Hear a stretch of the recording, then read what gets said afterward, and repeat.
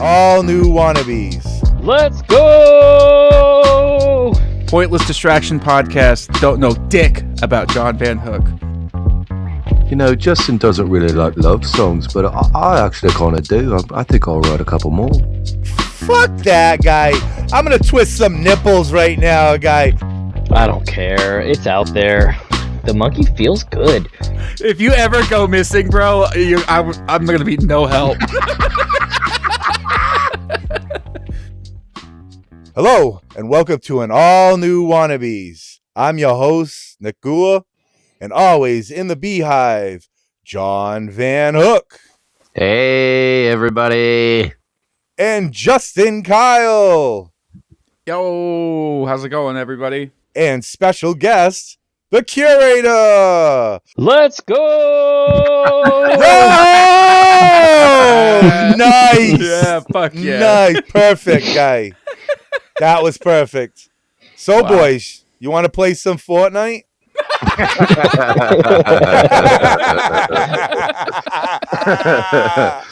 Oh, shit. That's good. Little inside baseball for the fans.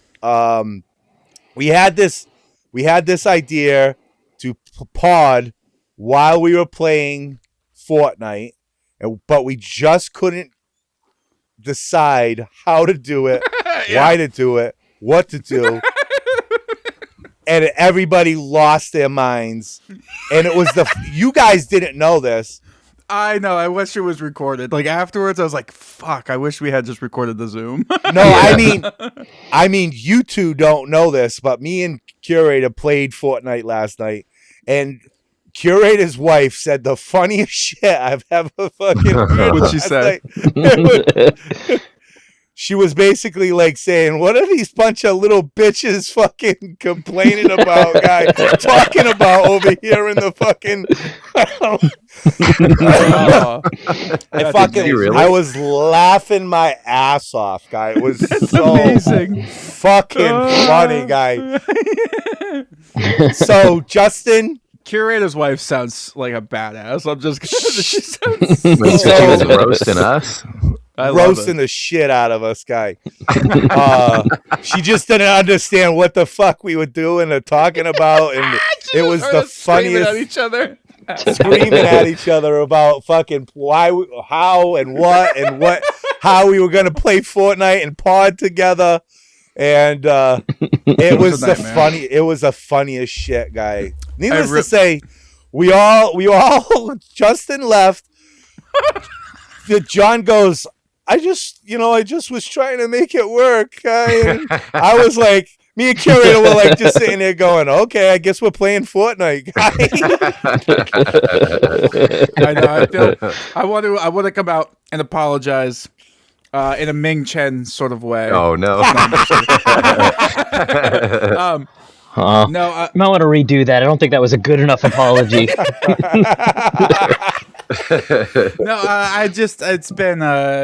No, that's, I don't want to just say it's just, it's a seasonal depression, but man, like lately I've just been so irritable.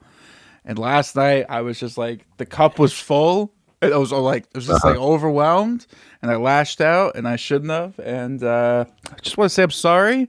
I love you guys. And Pointless Distraction Podcast, don't know dick about John Van Hook.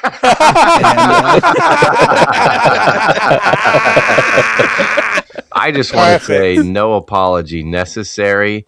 I'm a very empathetic guy when it comes to stuff like that. I have my own share of fits and frustrations and hard times. And so when that happened, I was just like, I felt like I was looking in a mirror, and I got an opportunity of a lifetime to take a real like Jeffrey Parker-esque way to it and be like, you know what, just let him be upset and just do your best to not really let it bother you, because obviously I didn't think it was personal by any means. I mean, it was very obvious that it wasn't personal, but in the same way, like for Curator, it must have been wildly interesting to just watch us kind of unravel after getting a long week after week after week. It should have been like, and the fact that we didn't record it, like it could have been like Metallica, like some kind of monster where like Curator could have like been able to be like, all right, guys, So funny. Yeah, I wish it was recorded.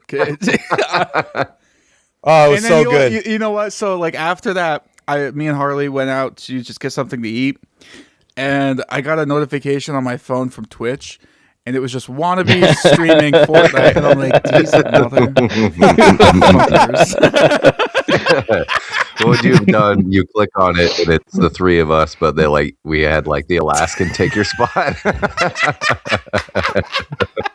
The whole thing is us just roasting you. I like tuned in, and it's just Gula just running around or whatever, and I was literally just watching it, just kind of like fuming. Like, how dare they have fun without me?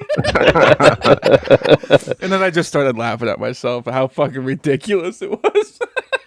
I wasn't gonna do it, but I was like, "Fuck that guy! I'm gonna twist some nipples right now, guy." I was like halfway into our first game. I was like, "Wait a minute, I'm not broadcasting this right now." So funny. So you were the other viewer. We had two viewers last night, and Justin was one of them. Yeah, that's funny. That's hilarious, guys. Well, that's a great segue for like a commercial for our Twitch. If you wanna enjoy the Wannabeez and also stare at what will probably mostly be Fortnite gameplay. You can hear us bullshit with each other and get mad about dying and tell some random stories or jokes or stuff about our day. Follow us on Twitch, and then you can see all that. And we just recently learned that you can hear us. So if you were watching in the past, congratulations. You got some of the most uncut material that we've ever had. Seriously. That was such a funny realization that, like, because I knew Gula was broadcasting it, like streaming it, but I had no idea that the party chat was also being he told us it wasn't. Yeah, I felt like I dropped a bomb on you guys because you guys were talking about something. I was like, well, they can hear you in party chat, and all of you were like, no, they can't hear. Like, get the fuck out of here. Immediately went to Twitch. You should actually give the name, by the way. I don't think you guys ever gave good the idea. Twitch name. What's that name, Gula? Wannabeez Pod. Wannabeez Pod. Yeah, I think you just look it up. It will pop at up. Twitch or Wannabeez at Pod. Wannabeez Pod on Twitch. Yeah, just put in Wannabeez Pod. Gotcha. Twitch.tv/Wannabeez Pod. There you go. See, he's the professional. He knows what he's doing. Thank you. Curator will take care of us. I know, because the other day I went to post my own, and I was like, well, I'll link theirs as well. And I started typing, and I was like, oh, shit, I'm just guessing. Let me go figure out what it actually is. So I had to figure out what the actual link was. Yeah. I had no idea that everybody could hear us. Because sometimes there'd be like 8 or 9 people watching us. And I was just like, oh, whatever, just casually playing. I don't even know. I could just be talking about crazy shit. Sometimes I'm just sitting there like, I want to fucking kill Ron. Yeah. Well, hey, at least you can go back on that. He doesn't have it currently configured to record. Once it finishes streaming, it's gone. That's true.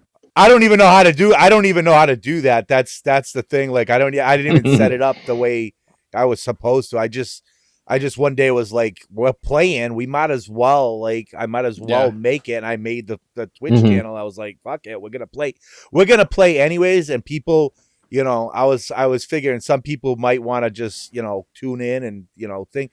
But the reason I didn't understand that you could hear is because when I go on our Wannabeez Twitch channel and do the stream manager, it doesn't have any audio. It's only for everybody else. So when I look at it in my stream manager, it doesn't have the audio there. So I was like, fuck, it doesn't have audio. It must be just sitting there, guy. We must not be, nobody can hear us, guy. But unbeknownst to me, yes, you definitely can hear us. John saying all kinds of horrendous stuff. Crazy shit, I can't guy. think of anything like specific stuff that I'm like, oh, I said that, but I do have this overwhelming idea of like the vibe is we only ever really get to talk before when we're recording or like the moments before and after. So like this is like hours of time that we get together where we just get to break it down and not worry about what we're saying. And that's totally what we were doing for a couple nights in a row. And now, Well, I mean, I could say with a pretty high certainty because I always knew that the audio was going. So if anybody had said anything that would have gotten them in trouble, Yeah. I would have noted it. Curator's got all the streams like saved in like a server somewhere, just sitting waiting for the Wannabeez omnibus. Just a folder labeled evidence.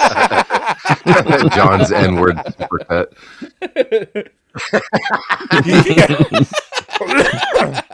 Who needs the Epstein files? We got the Wannabeez files, guy. Fuck me, dude. That's crazy. So, how is everybody's week this week? We're checking in. We haven't checked in a while. We had our New Year's pod, and we kind of like just went from there. Yeah, I feel like it's just been nonstop since the holidays. Yeah, like it was supposed to slow down, but it's been honestly the longest year ever, and it's been 13 days. I ain't been doing shit. I haven't done shit, Curator says.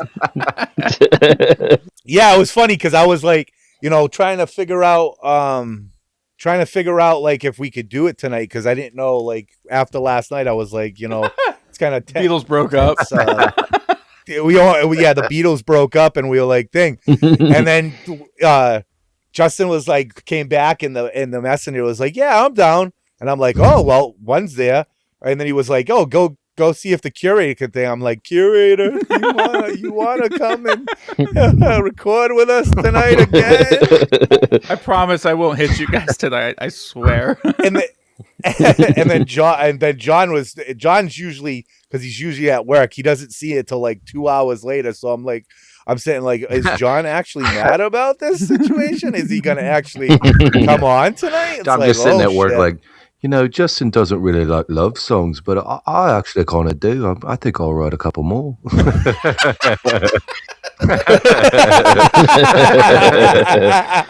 That's funny. Curator gave me a fucking heart attack earlier this week. I think he gave all of us a fucking heart attack. Oh, yeah. I just sat on my couch with the TVs off in a dark room, just sulking all night. Explain to everybody what happened. Oh, God. Because it's a harrowing tale. So I got... Oh, man. Oh, I could add a detail you guys didn't previously know, that it also basically ruined a movie. Where, like, I'm sitting in the movie theater waiting for a movie to start. We went to go see Greenland 2. Okay. And, like, trailers are rolling, so I still got maybe 10 minutes, and I check my phone, and I see my brother announces to everybody that he set a date for his wedding, which is exactly the day of Q West, April 11th, and my heart just dropped. And then I got to watch this whole movie thinking like this, fuck, oh my God. And I start like doing the irrational shit where you're like, somehow he's responsible for it, even though he's just a dude getting married. Right. Like who the fuck only announces it a couple months in advance, even though he could have announced it like months ago and it still would have, screwed me up. I wasn't mad about it, but I was like, the first thing that came to my, and I don't even know your brother, and I was like, that selfish son of a bitch. Yeah, and it was such a bummer, and like I kind of set a few seeds forward, and I'm like, I wonder, and immediately my wife is like, you're not fucking missing your brother's wedding. I'm like, God damn it. So it's like, even if I could convince other people, there's no way I'm going to convince her that it's okay to miss it. And yeah, it turned out I think she rallied kind of behind my back without telling me and messaged them and asked them if they could do a different weekend. And my brother ended up moving the wedding to the weekend before. Oh, wow. But that was a whole night, a whole evening of like just the classic, like sitting in a darkened room and like not even looking at my phone. I'm just like, I don't know what the fuck to do. I don't know what to do, man. Because I wasn't even originally gonna go, but like so many things pieced together to be just right to make me be able to go.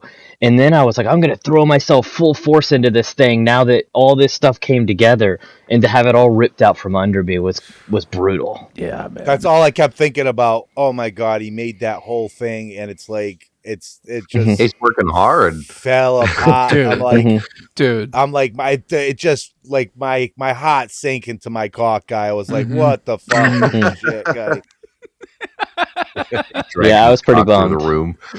And I'm doing that thing where it's like it's like going through the stages of grief where I'm at bargaining, where I'm like looking up flights to see if it's possible to like do the first day of Q West and then like red eye back home, and it just nothing is gonna work out. There's no way. And I'm like, if I just refresh my computer enough times, it'll magically somehow make sense. Drink 2 more monsters a day and don't go to sleep, and you'll just be well back to Oh man. Thankfully it was only like maybe 12, 16 hours until it got reversed, and so that made it a lot better. Oh man. How long would it take you to drive back if you would have driven back? Because you're in. Well, I mean, I am driving, and I think all in all, it's about 15 hours of driving. Wow. Holy shit. Because I think last time I did like 12 hours in one day, and then the next 3 hours the next day. This time I'll probably do it all in one. I doubt I'll split it up. Man. Well, we're gonna fucking sneak you into our little bungalow. Have you have you sleep in the basement or something? Dude, I mean, like, I am 100% legitimate that like I would sleep in my fucking car before I'd pay like $400 a night for a hotel. Like, I'll roll my damn seats down and sleep in my car. What did you do last year? Did you get a hotel? I did, and I managed to get. Basically managed to make it to where I only had to be in QS for 2 nights, and then the rest of the time was like I had hotel points for hotels in like just outside the Keys. But yeah, those 2 nights, even the cheapest possible place I found wound up being like $250 a night, which is by a large degree the most expensive hotel I've ever been in. But yeah, this time that same hotel was like $350 for those days. It's just absurd. Yeah. We were able to book the same exact hotel for I think about the same rate, but I mean it'll cost more because we're staying longer, an entire week versus a weekend. Just because last year we didn't really get to experience anything in Key West. We didn't get to actually fucking relax or do anything. Sure, you just focused on the stuff. Yeah, and it was like a lot of just back to back, just bam, bam, bam, bam, bam. It was just running and walking and going from one thing to another. So this time we want to try to slow down and relax. Curator, you could try the Sloppy Joe method. And just smash into a little German couple Airbnb and then get arrested for the first couple of days, and then you only have to worry about that last Saturday, like the last 5 hours. Yeah, I mean, honestly, the consequences depend on if I want to go back to Florida or not. Maybe I just don't care about going back to Florida, and I don't, show up to the court, do any of the consequences. It's funny you bring him up too, because I was gonna say, like, what if you do decide to sleep in your car and you just look over and Sloppy Joe's like trying the handle? You can hear it like flopping right from the window. Trying to break in. Fucking hey, guy, that's funny. Holy shit. He's only wearing his 4-color demon vest. That's it. Isn't that what he did the last time? Yeah. I mean, that's what he did the last time, guy. Fucking 3 o'clock in the morning guy with his nipples out throwing beers at people. So I kind of figured that night was not going to end well for him. You know what though? I will say, like, as a bigger guy, like, nobody will ever. Well, I can't even say that because I took my shirt off for the T-shirt ad. I'm like, it's just like I can't take my shirt off in front of people. That's weird. I'm one of those guys. I just too self-conscious. So I gotta hand it to him. I would never do that in a million years. Yeah. Now you pointed out, I am actually really proud of you that you did take your shirt off for that one ad, because I know how you feel about that, and you're even talking about it now. And I didn't even think about it twice when you did it. I was just like, he's doing great. This is hilarious. But I like, wow, that probably was like a bit of a chore for you. Yeah. Oh yeah, guy. I even told. It was funny because when we were filming it, we kind of practiced it real quick, but I had my shirt on. I was just like normal. And then right before we started, I told Ron to like go around the corner. I'm like, don't even fucking look at me. I'm getting ready. And I will say he was pretty respectful. He didn't make it weird or nothing. But I sacrificed to my own humility because I thought it would be funny for the bit. I just thought awesome. it was too good not to do. At the time, you didn't know it, but you ate Nutburger too. So I mean, that was the other thing. Ron's Bastard. Nutburger. Fucking A. Yeah. Speaking of Ron, I almost fucking killed that motherfucker the other day.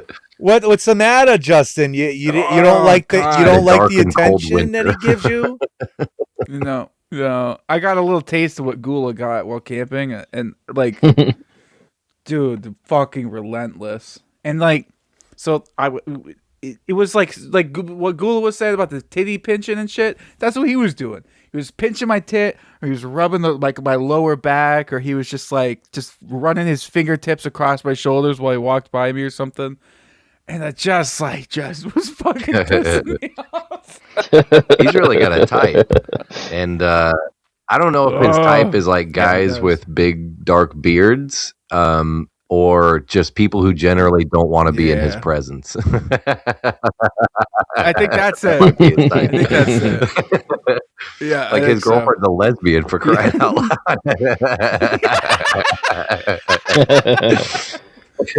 Oh God. Biologically, she hates him. Yeah.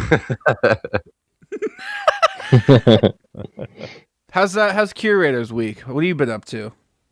I don't ever do shit, man. Nothing? I just go to work. Like, I feel like when Walt a while ago described like the perfect day, which is just you go to work, you work 8 hours, you come home, you relax at your house. Sad. That's my day. Yeah. 360 out of 365 days of the year.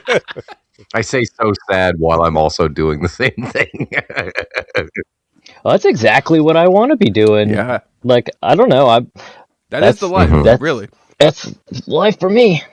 I mean, as long as you come home and you relax and you have a job that you enjoy, or at least you're good at. Well, you fill your free time too. Like, I know you're fucking 100% in video games. You're buying every DLC. You're seeing every movie that comes through the fucking. You're doing 3D printing like a madman. Oh yeah, let's talk about that, can we? Yeah. I mean, I do you basically just named them. Gaming, movies, and 3D printing are about all that I do right now. I really am jealous of the 3D printing stuff. Like, I've been seeing so much. I'm like, oh, fuck. Do I invest? Do I do it? Oh, God, I don't know. It's a fun hobby. It does, like, depending on who you are and what your needs are, it can definitely be one of those hobbies, though, that you get it, you burn through for, 2 weeks or a month, and then you don't touch it for a year. Yeah. If you don't have like an active practical use for it, it's easy to be not really think about it. As many whistles as I want, guy. I can make as many whistles as I want. I was gonna say, like, at least you're putting it to use in ways that people like us can get tickled by, instead of just making a bunch of those like flexible dragon things and then like taking them to a fucking county fair. Sure. Exactly. Yeah, there's definitely stuff like that it seems like it's a rite of passage. You got to print some of those stuff, like a little dragon. You got to print the little benchy, which is a little boat that like is supposed to be a benchmark for your printer. There's a couple little things like that that you got to print. I've been getting into custom figure making, and I would only want it to make custom heads and shit. Yeah, just like custom parts and. I've been obsessing over that. Robert Floyd and I have just been texting nonstop about figures lately, because he's big into that, like making those like 1/6 scale figures of like musicians and stuff. Sure. And he's done like a Baron one and a couple other he did like some Mallrats figures. But oh god, I don't know. I've got the bug. They're great. I've seen them. Those things are cool. The attention to detail he does is, I don't know if I would ever have that kind of, not even just time, I straight up just attention to detail. It's like he's taking the Curator route. He's not gonna stop at like the clothes and the accessories. He's gonna put patches on it. He's gonna put scuffs on it. He's gonna put like darker marks around where it should be. Like, it's insane. Sometimes I look at a picture on Robert Floyd's shit and I'm like, oh, that's a toy. That's a fucking action figure. That's insane. Yeah, like I've been working on the White Baron figure, and that's been wicked cool. The only frustrating part is like watching my tracking from China just go from fucking New York to Minnesota to Indianapolis to now it's in like Texas, and I'm like, what the fuck is going on? God damn. So other than that, though, it's been pretty fun. I've been working on like these miniature comics, which have been pretty cool. I've just been like scanning pages, and it's just been something to fucking pass the time, you know. Oh yeah, I need to print that. I need to print that long box. I have the model for it all figured out. I just got to print it. Hell yeah! It was more complicated than I thought. Like I went and found like a generic long box model, and I was like, well, before I print this, let me like slap a ruler on it to make sure it's like 1/6. Like no, I look up online the dimensions of a long box, and like this model, none of the dimensions match. So I have to like scale everything to match the correct interior. I guess the interior is the most important. The outside could be a little bigger or smaller, but the interior should match. And eventually got it worked out. It's I had the right man on the job. Take half an hour to print. I just have neglected it because I got a new plate for my printer that's a little smoother, so it'll print a little bit smoother surfaces. And I just keep forgetting to put it on. I thought you had a new job, Curator, printing trophies for podcasts.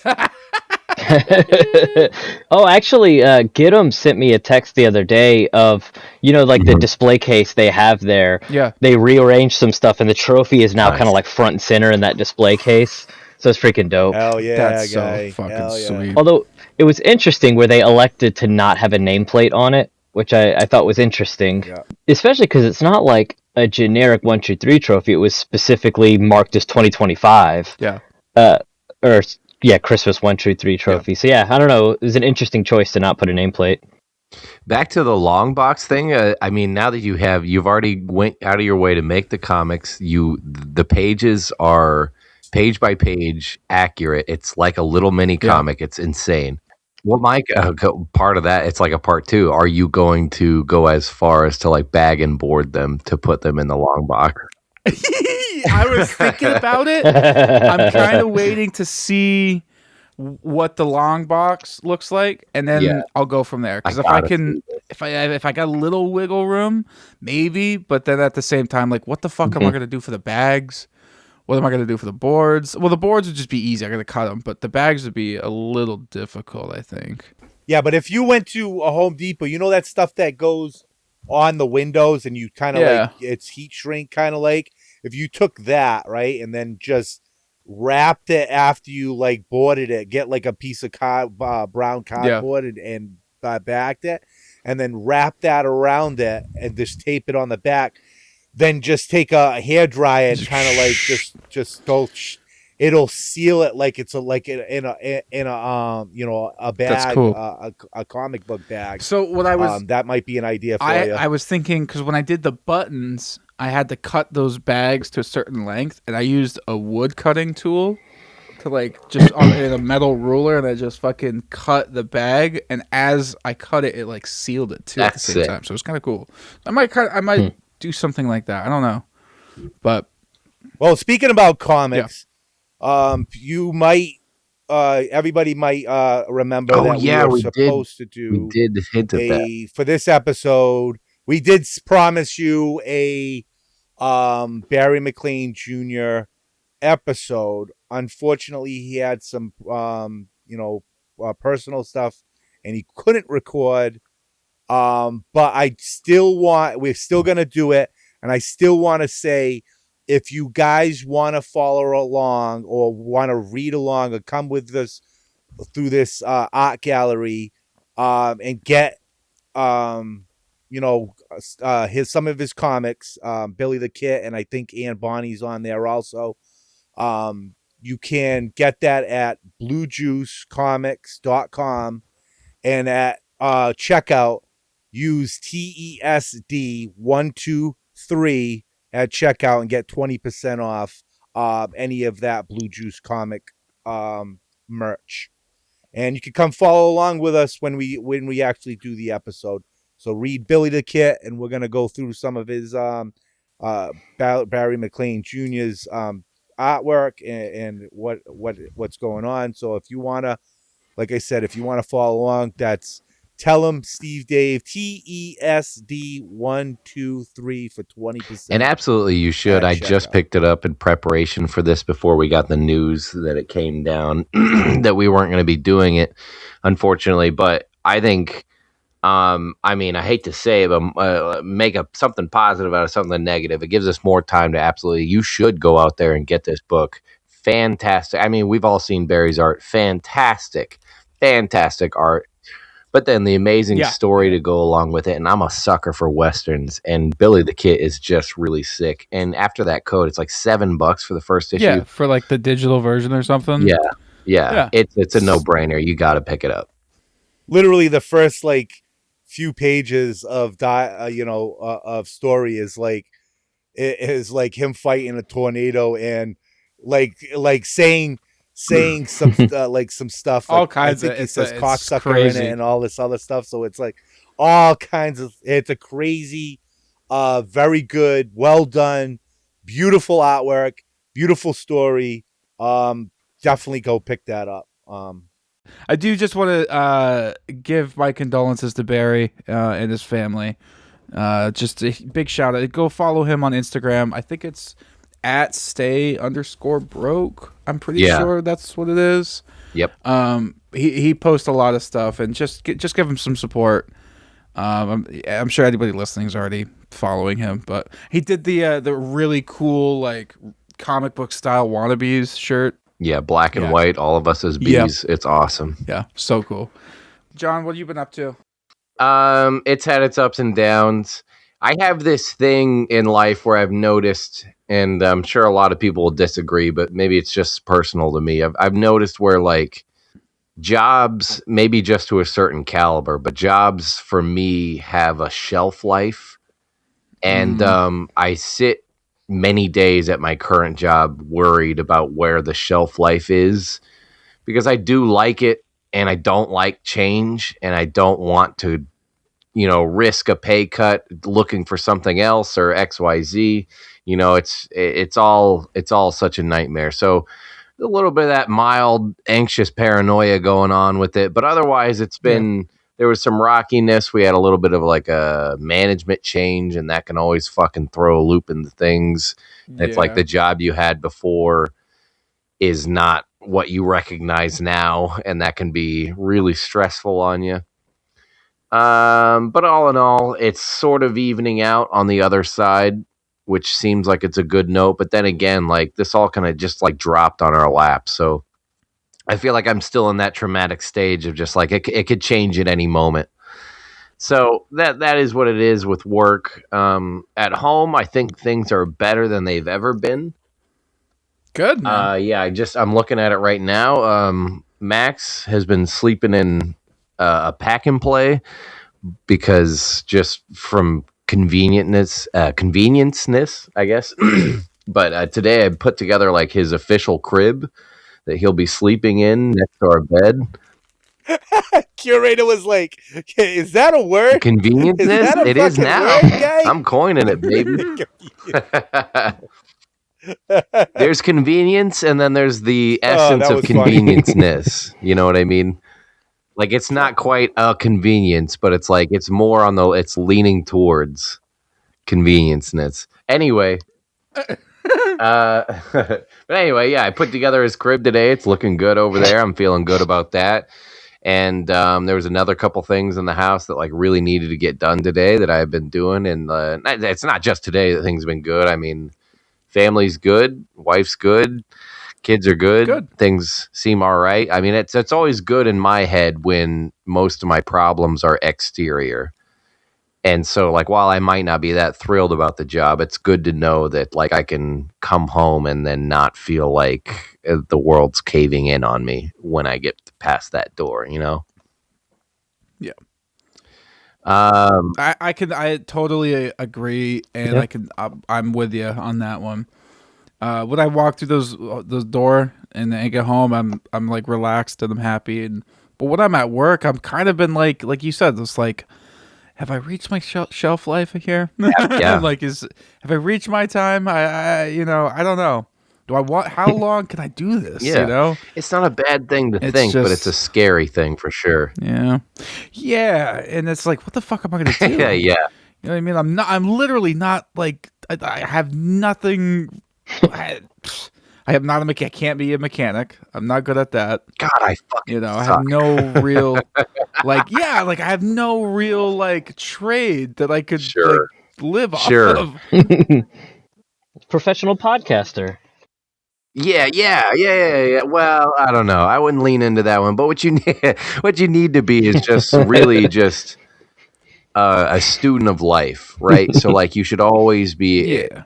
ever like a sponge, like ever accepting to get new information, new skills, new trades. So it's like you never know what that thing really is going to be that you kind of cling on to.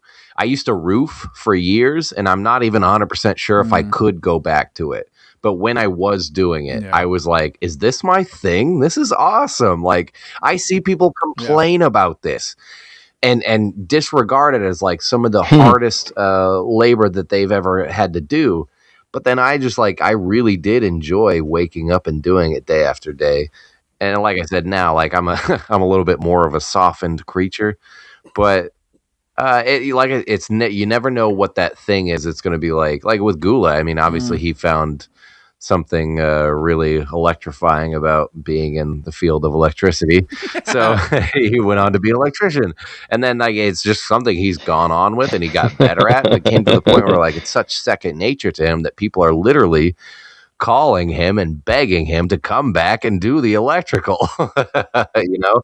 So like His phone is off the hook ringing. yeah, Job and opportunity. so you just need to find that thing. And I know that's kind of a cliche thing to say, especially for somebody who hasn't really found his thing either. But, you know, just ever looking forward to finding that thing, I guess, is what you need. Well, I think Curator kind of has that thing, right? Like you've been at your job forever, right? Like I don't even know what you do, but I assume you enjoy it, you know? Yeah, I think I just in life in general am very okay with whatever cards I've been dealt type. Where like I wanted a real simple life. Like all the way in high school, I was like, I'm not going to college. That's dumb. I'm just gonna get a job working in like a warehouse, just doing like production or something, working with my hands. And you know, directly out of high school, I got a job in production, and that was 2009, and I'm still at the same job. And I've done everything. So we build slot machines. I've basically every slot machine the company's built in the last since 2009. I've touched. I've been part of.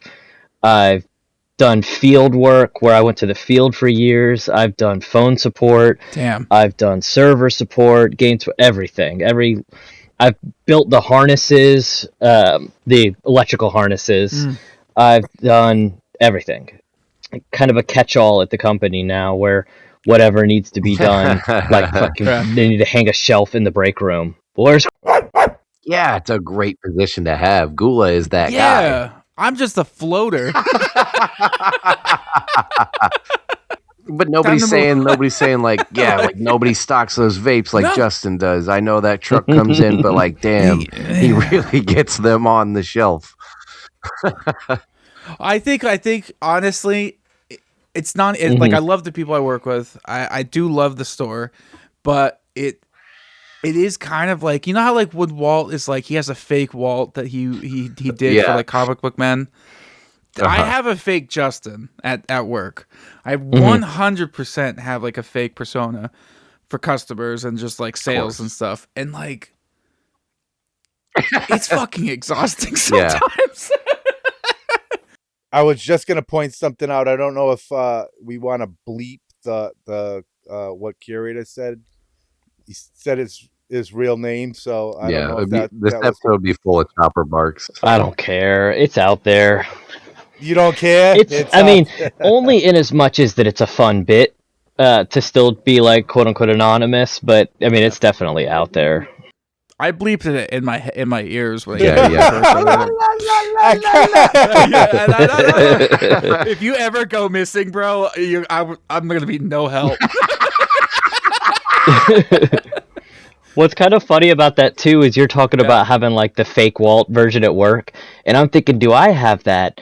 And I'm like, Yeah. well, kinda. That's just the real me. Like the real me is the fake me because the like curator me is the more real me. It's like when Bruce Wayne's like, "Is this the real me, exactly. or is that the real me at night?" Although it bleeds over because now like I'll still, in a weird way, like guard where I'll say like the podcast I listen to. And they'll be like, you could just say, tell them Steve Dave, we know the podcast. Because it's like, I've talked about it too much, and everybody recognizes it, like knows what I listen to there. It's funny because we just went to like Harley's grandparents, and they're like, oh, you know, what have you guys been up to? And inevitably, Tell them Steve Dave always comes up, or like Wannabeez comes up, and so then they start asking what Wannabeez is, and it's just like, it goes down this rabbit hole of just, you know, I could see their eyes gloss over, and they're just like, The regret in asking the question. Never visible. Yeah.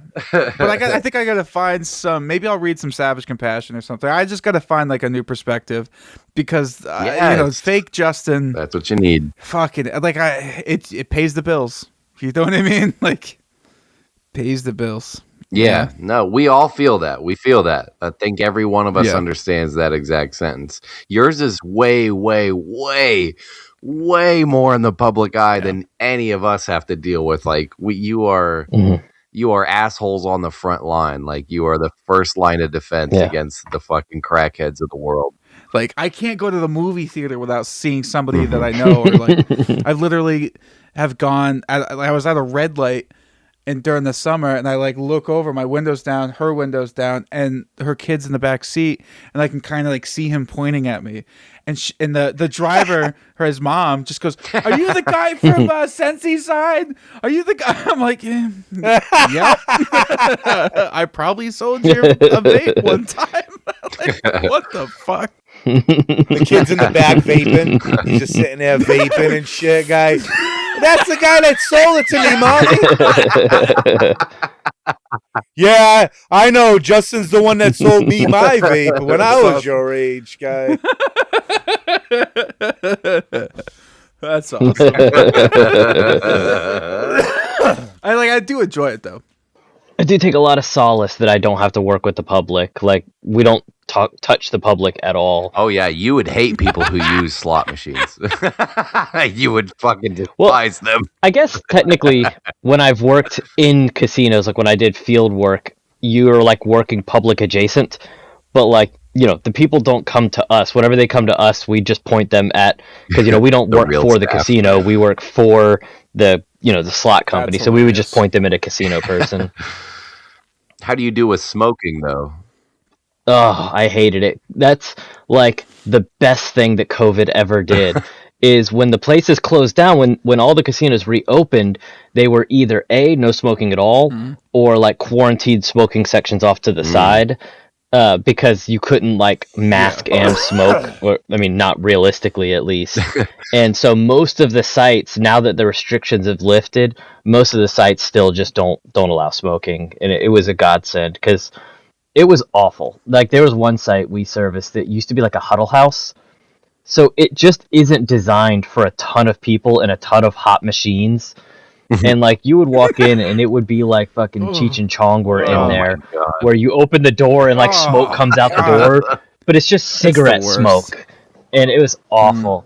Like my lungs would be scratchy, like I had insulation in my lungs after that. There's nothing quite like fucking cigarette smoke. It's awful. It's so fucking vile and thick and just penetrating. I mean, I'm sure, because I smoke weed. I'm sure people feel that way about weed smoke. You know what I mean? I get it, but I don't think it's on the same level as cigarettes. You know, my parents. I grew up with my dad. We'd be chain smoking all the time inside the trailer or something, or like in the car. And motherfucker, dude, it would just make everything reek. Oh. Yeah. I feel like the weed smoke is more like, I guess, like pungent. You could smell it from further away and it's more noticeable, but it doesn't feel like it like lingers in your lungs and sticks to you. Yeah. It's if you're not the person smoking it, at least. We're gonna have to have a smoking section in our little bungalow in Key West. A little quarantine section. The curator's quarantine room where you guys don't sitting in the bathtub, guy just sitting there, fucking all of us huddled, like 5 of us sitting there going smoking a bone.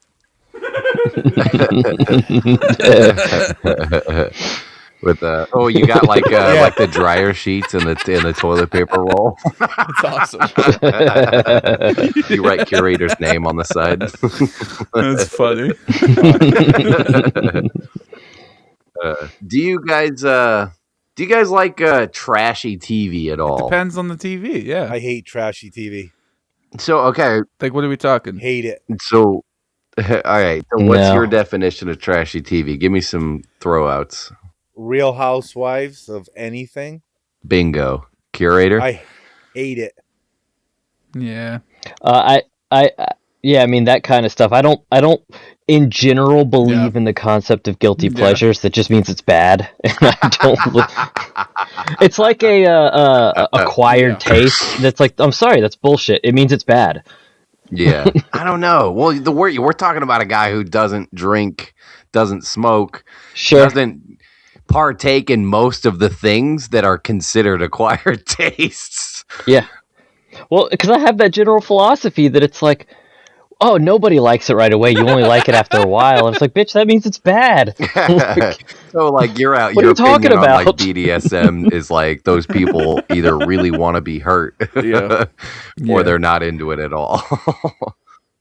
I mean, I would assume that the people who are into that are into it from the beginning. Call Ron. I don't know. I disagree.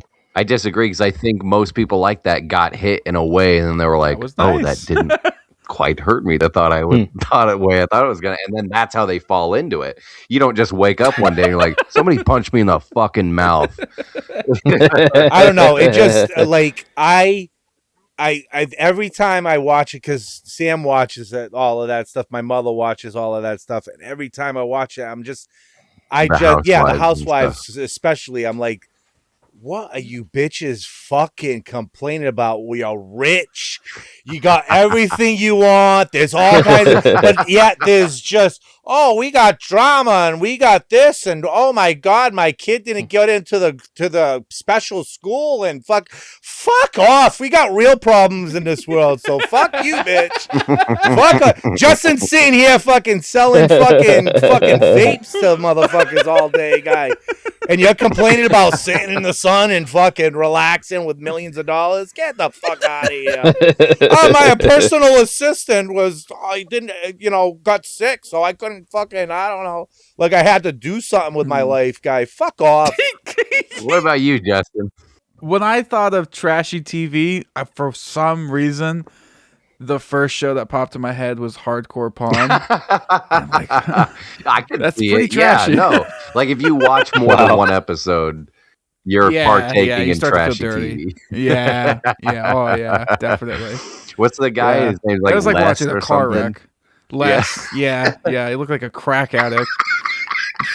Fucking just screaming at people. Right? It's just like for some reason just so mesmerizing to watch. These fucking lunatics fucking screaming. Dude, have you seen what's the daughter? What's her name? Oh fuck. She looks like Britney or something, I think. These days. Yeah, dude, look her up. She looks Ashley. Look her up, dude. She looks fucked. She look haggard now. Oh my God! This is interesting. I gotta see. Ashley. Fucking yeah. How about like Love Island and 90 Day Fiance? Yeah, very and trashy all those bullshit stuff. fucking stories, guy. Very trashy fucking thing. Dude. I'm looking at pictures of her again. Holy shit! My wife watches some of that stuff. I know she watched something called like Love is Blind on Netflix. And it's like, I couldn't turn my headphones up loud enough. It's just awful. It's like generally when I'm playing games, I always play with just one Sure. headphone on, so they kind of want to be, not part of the room in case she wants to talk or something. But I'm just like, when she puts that on, I put the second headphone on because I don't want to fucking listen to this. Shit. 90 Day Fiance, that's another one. They're like, Ugh. I got a fucking guy he doesn't know any of the culture, and then she wonders why, like, he's cheating after like 2 days and shit like that. Like, what? Like, what'd you expect, guy? You thought this was gonna be like this love at first sight kind of fucking bullshit, guy? See, people see indoor plumbing for the first time and they lose it. They turn into a different person. Yeah. Just ask Maxwell. Yeah. I could never not think when people talk about indoor plumbing of it's a fancy swimming pool for midgets. Tell Steve Dave.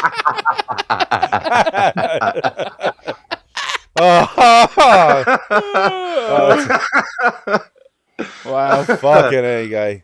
Oh, yeah. It's such a great bit. Well, the reason I ask is because 90% of the time something gets put on in my TV in my house. Not to say mine so much, but my TV in my my house, room.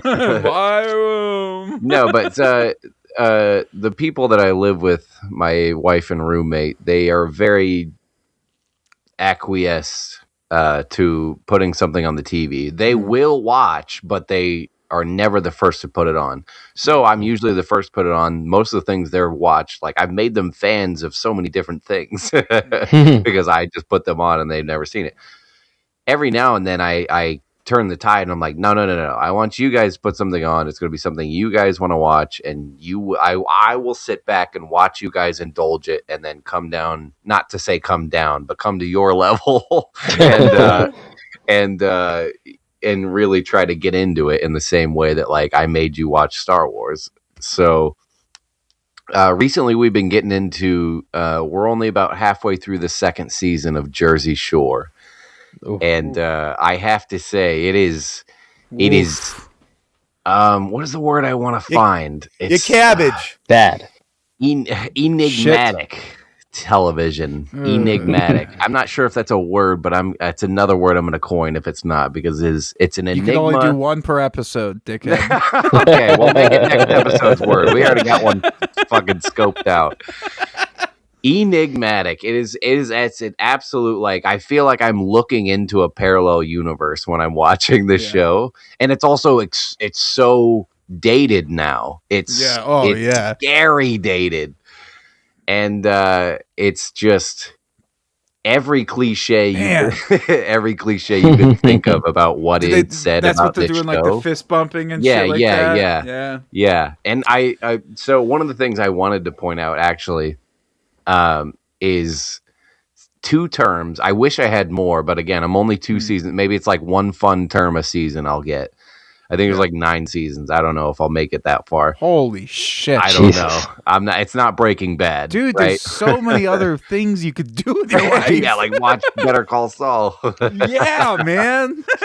No, but so the two terms I thought were really funny. I want to know if you guys have heard these before. And I almost say it's almost like that game we played. What is that? I already forgot. I came up with it. Well, I didn't come up with it. Led Zeppelin did. Oh, it's Communication Breakdown. That's what it was called. Oh, yeah. So we're going to play a little Communication Breakdown right now. It's just 2 words. Okay. And the first one, it's a little bit simpler. It's called a double bagger. And that's obviously it's referring to a female. And so when one of these juice heads runs into a double bagger, what do you think that is? So you would have to put 2 condoms on and a roll of duct tape? That's a good guess. My assumption would be is like the idea is if somebody's ugly, you put a bag on their head, and they're so ugly it requires 2 bags. Okay, very good guess. Justin, do you want to throw one in there? I don't know. I think it's closer to Curator's idea, where it's just like a, Yeah, you put a bag over their It head. definitely I don't is. think you're duct taping 2 condoms to your cock. I don't think that's what that means. But maybe. Because I've always heard that if you double up, it's almost you're way more likely to bust one of it. But they never said you couldn't wrap a cock ring The of duct tape guy. around it, dude. It's God, that's so smart. maybe another wrap around the balls to She make sure has- it doesn't lose this placement. chick has so much sexual transmitted diseases that you had. It's a term that's around Massachusetts. It's like Ooh, yeah. you know Yeah. you need 2 condoms and a roll of duct tape to fuck that chick, guy. That's kind of what. That's kind of what. That is crazy. I feel like I've heard that before, but I've heard it described as double bag instead of 2 bags. So I wonder if it's 2 terms for the same thing. Well, the one in Jersey Shores, it's very. I mean, you were almost on the money, but close. It's not only that you would. It's a girl who's so ugly that you're going to put a bag on her head, but she's even more ugly that you're going to want to put a bag on your own head in case the bag on her head falls off.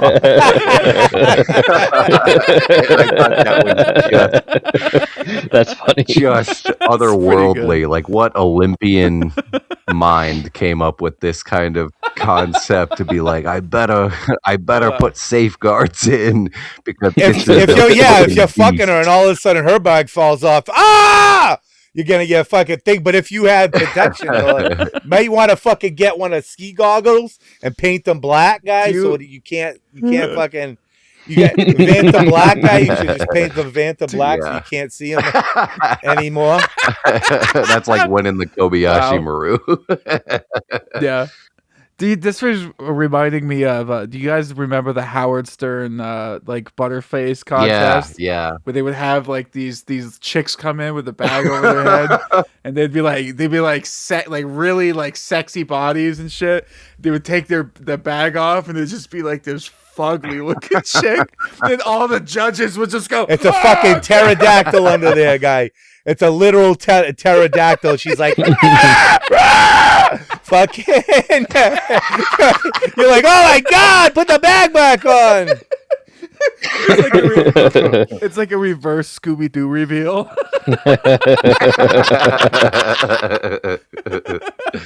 Oh god. Fucking A, guy. As an What's the second I'll term? do a quick intermission. I was actually telling someone else about these terms at work, and it made me remember Q talking about. It's been one of my favorites for years. Is when he talks about someone so ugly it looks like they did a 50-yard dash in a 40-yard gym. Yep, it's a classic. So fucking funny. All right, number 2 is it's called summer teeth. So when a girl, what does that mean in your mind if someone's like, she's got summer teeth? Some teeth are over here and some teeth are over there, guy, and she has some Bingo! fucking teeth, guy. Nailed it. She Yeah. got some fucking teeth Makes sense. over there, guy. That's awesome. I'm not surprised that you would get that, being the most like weathered East Coast person on the podcast, because I heard that shit and I almost lost oxygen. It was so fucking funny. I was like, I never Say it. Speaking about that guy, like fucking South Park did it best. Your cabbage guy, and he's got the red hair. Oh, yeah. Get out of here, you piece of garbage! You want to smush? Go creep in somewhere else! You just smush and you're garbage! You know that? You're cabbage! You got cabbage in your muck! You got cabbage in your fucking muck! The fucking That's what I cabbage. mean, though. That episode is like an allegory on whatever every season of that show that there is, because like I said, it's so on the mark of cliche that if you've heard someone make fun of it, they probably hit one of these bullet points of what you're about to see, and then you just see it over and over and over and over and over again.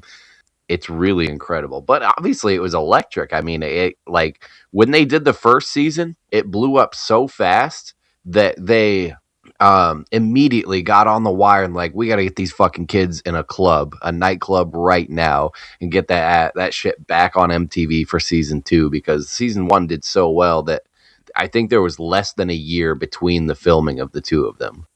And it was like winter after the first season started or finished filming. And so they were like, fuck it, go to Miami. That's where it's warm. Like, go party down there. You don't need Jersey. So it's like second season isn't even in Jersey, but it's still like, it's the most Jersey people, besides Ron, I guess, the most Jersey people you can think of. It's so crazy that like how much money those guys got paid to just simply party, fuck, do drugs, be terrible people. Like, how much fucking money did the network throw at those guys? It made them. I don't know how much, but I know it was more every season, and that's what's sad. But even that, it made them, and now they're on to do bigger and better things. You know what I'm saying? It's some of them are parents. Yeah. No, but I'm saying they still got shows out of that and more shows. I mean, Snooki's all over the fucking place at this point. And they I haven't seen her in years. I don't know. Yeah, she's got that other show. She's got another show on some other channel, guy. Like, they would never had like 6 people in Jersey could only dream of like where that took them. It's anybody could, like, anybody from anywhere was like, oh, this is my life, and they could say, oh, it's interesting and you should make a TV show, but how many of those, and they probably are right, but how many of those actually get picked up and actually do what they did and then end up being who they were? Like, we're still saying things from that show. Mike the Situation. We talk about that shit like a lot, guy. That shit is still in the lexicon. So it's like, wow, like, I mean, I don't know what fucking universe you guys live in, but this is the only time that I've heard about Jersey Shore in the last fucking 5 years. Now, how about you, Curator? Any Shore references in your life? No, zero. I couldn't pick a single one of them out in a lineup. Yeah, I'm with and you. I mean, the only name I would even know from it is Snooki, and that's really only because they talked about him on Tell 'em Steve Dave. It's a her. Mm-hmm. But yeah, I have no idea. I couldn't pick out anybody from the show. But that's to be fair, that's cheating, because for me, that's everything big celebrity. I couldn't pick Kim Kardashian out of a lineup. I couldn't pick Taylor Swift out of a lineup. I don't care about these people. I don't know what they look like. Unless, I guess if Kim Kardashian looks exactly like that dumb Fortnite skin of her, then I guess I could pick that out of a lineup, because I've seen that recently. Yeah, we've gotten killed by quite a many fucking Kim Kardashians lately. I definitely judge too, because I'm like, look, if the skin came with the battle pass, you get what you get, but like, you bought that skin. What the hell is wrong with you? Yeah, I saw on Instagram the other day, Zack Snyder was bragging about how many kills he got with the Kim K skin. Oh, Lord. Like, what the fuck? Don't make a shitty movie. Speaking of movies, have you guys seen any of the Avengers Doomsday teasers that have been coming out? Yeah, a little bit. They dropped the Wakanda one this morning, good. I think. The fuck? I believe so. Yeah. Yep, that's Fantastic Four. Fantastic Four and Wakanda was this morning. I've seen a lot of people really hyped about like the Thing meeting the new Black Panther and M'Baku and stuff like that, and it just makes me think, like, here we go, not to be cynical, but here we go again with Disney shitting the fucking bed and then like just rolling around in it, because you have a mirage of characters still in your current cast of players that you could have the Thing meet up with and talk to. And it's people that I see on the fucking, on the overstock bin in Ollie's that you're having the Thing talk to. Fucking M'Baku. I don't give a fuck. It's not that I don't even like Wakanda. It's like you have so many other colorful characters that the Thing could run into. Why is the Thing in Wakanda? And I don't care, and maybe it goes into the story, but easily the lamest of all of the trailers that they've put out so far. The X-Men trailer was absolute fucking nuts. That was a banger. Dude, that was crazy. The Thor one was okay. Yeah. It was cool. The Steve The Rogers first one one was decent. was something to get your shit wet. Yeah. But Yeah. I don't know. The next one better blow my dick off because that M'Baku shit pissed me off. Yeah, like you said, I mean, they got Spider-Man. I mean, they could bring Fantastic Four into the reality of Spider-Man. Even like we know that it's an integral part of Spider-Man and Fantastic Four within the comics, but to actually see it on camera in a Marvel movie would just dope. fucking blow it. I mean, and plus you got Gambit. Like, people have been clamming for these fucking characters forever.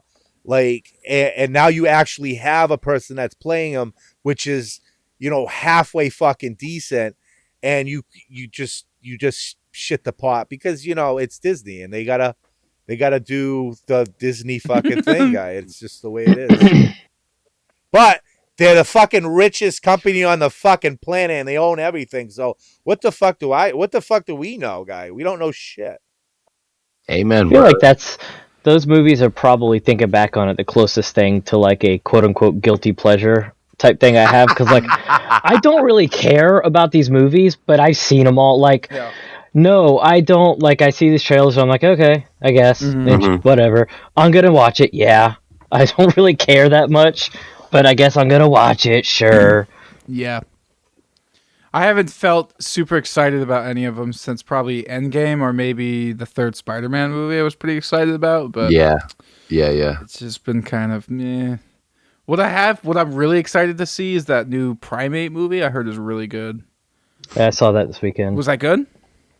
Yeah, so the way I would put it is like the horror tropes of it are pretty standard. Yeah. I mean, they're not revolutionizing horror, but the big credit I would give is that, like, I'm assuming you had to have 3 monkeys, one being full CG, one being like puppetry, and one being a person in a suit.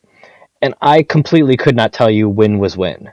Like, they did a real good job of, like, the monkey feels good. Yeah. Like, there's never times where I'm like, oh, clearly that's all CG, or clearly that's all puppet. It just, like, I don't know, it worked pretty well. Fuck yeah. I can't wait But to see it. the horror elements are, it's a pretty generic as far as the horror elements go, but the special effects are real good on the monkey. I've been thinking about what you guys do, like you and Jim, like just keeping track of the movies I see this year and like grading them. I just don't think I have like the organization in me to fucking keep up with it. That's all he has anymore, Curator, is the organization. That's true. Can you keep track of the movie? If I tell you what movie I watch, can you keep track of it for me? Can you keep it in a file, get a spreadsheet, get a fucking I mean, you could do a fucking spreadsheet and shit. Yeah, I mean, you could just take my copy of my spreadsheet, man. I just started my 2026 column. I mean, you could always use just like Letterboxd. I know they have that option. Mine was honestly less about tracking the movies and more tracking like the money saved from having the A-list subscription, like how much these tickets would have cost. Like, what's the average cost of a ticket for you? So standard tickets are usually about $15, and then the IMAX/Dolby tickets are like $21. If you were to buy them legit. Like, I've been subscribed 577 days, and I've saved $4,429. God damn! If I would have seen all of these movies at full price, that's how much they would have cost. Right. Granted, that's cheating a little because a lot of these movies I probably wouldn't have seen if I was paying for them. Because a lot of the times, me and the wife on the Saturday will be like, "Do you want to see that movie?" We're both like, "It'll probably suck." Yeah, let's go see it. we got nothing going on. Like, we went and saw Greenland 2 this weekend, which it's like I didn't think it was gonna suck, but I'm like, this is gonna be pretty generic, pretty straightforward, and nothing that amazing. But like, I don't know, I'm not doing anything today. Sure, let's go. And it was exactly that. It was like a full-scale C level movie for me, which is like, it's not bad. I didn't walk out of it saying like it's terrible, but like, I don't know, they didn't do anything new or like adventurous. But yeah, we just like going to the theater. Well, I think it's also good to like branch out and just see things that aren't going to be like the best movie ever. You know what I mean? Like, I've been hella surprised a few times. Just go to the movie. Like, Yeah, exactly. there were movies I was not expecting anything from, and they were freaking dope. Just as well as there's been movies that I'm like, oh, this one might be awesome, and they're terrible. Anything off the top of your head? Yeah.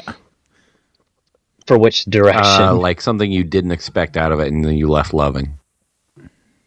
Last year, a big one for me that like I've never heard anybody whisper a name of the movie was a movie called Ghostlight, which it's an IFC movie that I don't even know if it got a physical release, but it was just really, really good. Like a real deep emotional story, like a kind of like a tearjerker type story about loss and like coping with loss, like a family member type stuff.